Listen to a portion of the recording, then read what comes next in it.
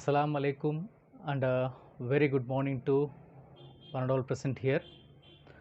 At the outset, I would like to thank the Almighty Allah for giving me this wonderful opportunity to participate in this refresher course in Aligarh Muslim University. To begin with, first I would like to thank our director, Dr. Faiza ma'am, UGC HRDC, Aligarh Muslim University. And also, I would like to thank our beloved course coordinator, Professor Parvez Talib sir, Department of Business Studies, Aligarh Muslim University. And let me introduce myself. I am Dr. Envu Amin, Assistant Professor in PG and Research Department of Commerce, the New College, Chennai. And today here I am presenting myself for this topic on the teacher presentation on impact of job burnout on organizational commitment. Now I would like to highlight about the first important aspect of the important business resources first before understanding about the job commitment and burnout and all those stuff. First, let us understand what are all the important business resources. Now they are famously called as the 5 M's of management, which is men, money, mission, material and method.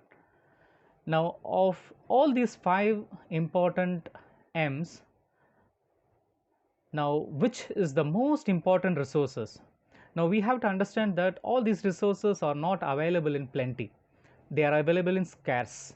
Now how better we are going to use these resources is very, very important. With the minimum use of these resources, we have to think about the maximization of returns. Now for that, the next question is, what is the most important business resource? Now this question is very difficult to answer, but anyhow, for the answer for this question is the people that are there in the company. They are the most important asset of this institution. So according to James Kerr, the management consultant, he says that the people in your company will ultimately decide the success and failure of your business. The next thing that we need to understand is about the organizational commitment.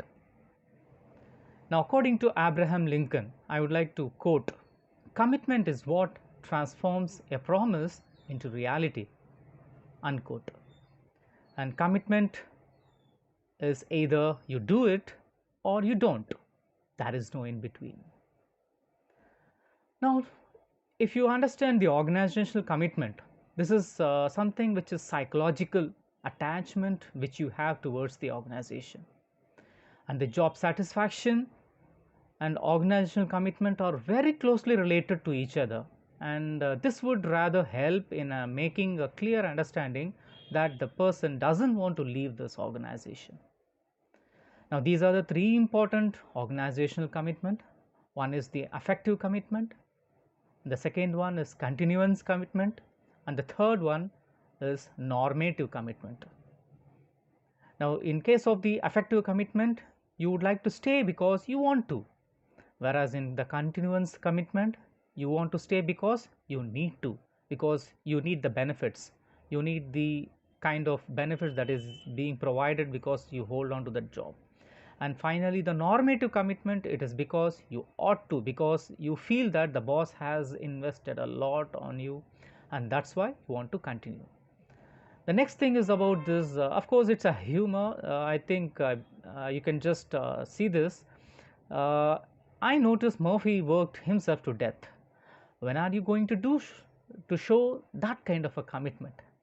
So I hope you can find the funny side of it, because usually people expect a lot from the individual who is working in an organization. So it is about the commitment that is shown towards the company and to the boss. It's very important. And now let us talk about the burnout. The burnout, it is a state of emotional, mental and physical exhaustion that is caused by excessive and prolonged stress. Now, you can understand that because of all this burnout that is being experienced by the individual, there are a lot of physical, emotional, psychological and spiritual damage to the people. Now I'm providing you some of the facts that came in the newspaper as well in the year 2020 in Economic Times. We came across that the burnout due to lack of separation between work and personal life has created a lot of problem for the employees. And also the Microsoft latest work trend index that showed that over 6,000 information and first line workers across 8 countries globally, India had the second highest percentage of workers facing increased burnout in Asia at 29%. And moreover, India came out top with 41% of the workers citing the lack of separation between the work and the personal life, because they are not able to balance between these two, and that tends into resulting into stress. Now coming to the point about the definition of the burnout, I think we can see what Christina Maslach has given about the burnout. And here it clearly says that it is the nature of the job and the nature of the person, the burnout that tends to happen in the workplace. It is more likely because of this mismatch. And this is about the burnout, which you can feel in form of an exhaustion, lack of enthusiasm, motivation, feeling of ineffectiveness, and a lot of other things that will make your efficiency come down in the workplace. And next is about the causes of burnout. I'll quickly try to go with this: work related, lifestyle, and personality based burnout. Now these are the work related causes of burnout, like feeling of lot of no control over your job, lack of recognition, and of course high pressure of environment and the most of the challenges. Next is about the lifestyle, which is obvious that you can understand.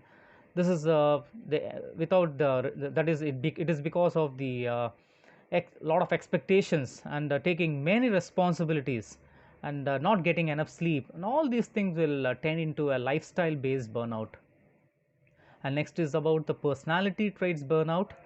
These are the very important kind of burnouts that results because of the personality traits.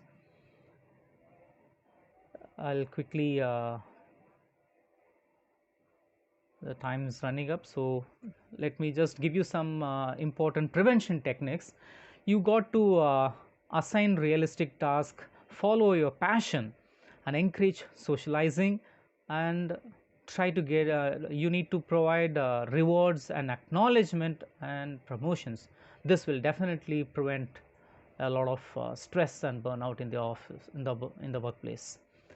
And these are some of the prevention techniques, like you can start your day with relaxation, and you can disconnect yourself with other people if you keep your mobile phone and all your gadgets away, and set yourself a boundary that doesn't connect with others. And finally, I would like to say that regardless of who you are, where you are from, and what kind of a job you are doing, you have to face burnout, whether you like it or not. And burnout has detrimental effect both on the individual and the company. Now take the time to reassess if you see burnout, so that you can stop it in its tracks and alleviate on the onset. And finally, I would like to conclude that burnout employees cannot perform well, and they will also spoil the workplace environment. And it is important that the organization monitors these employees and look for the signs of burnout and take necessary steps to beat the burnout out of the employee. That will help the organization to grow with a lot of happy employees. And thank you for giving me this wonderful opportunity. Jazakallahu khairan. Assalamu alaikum wa rahmatullahi wa barakatuh.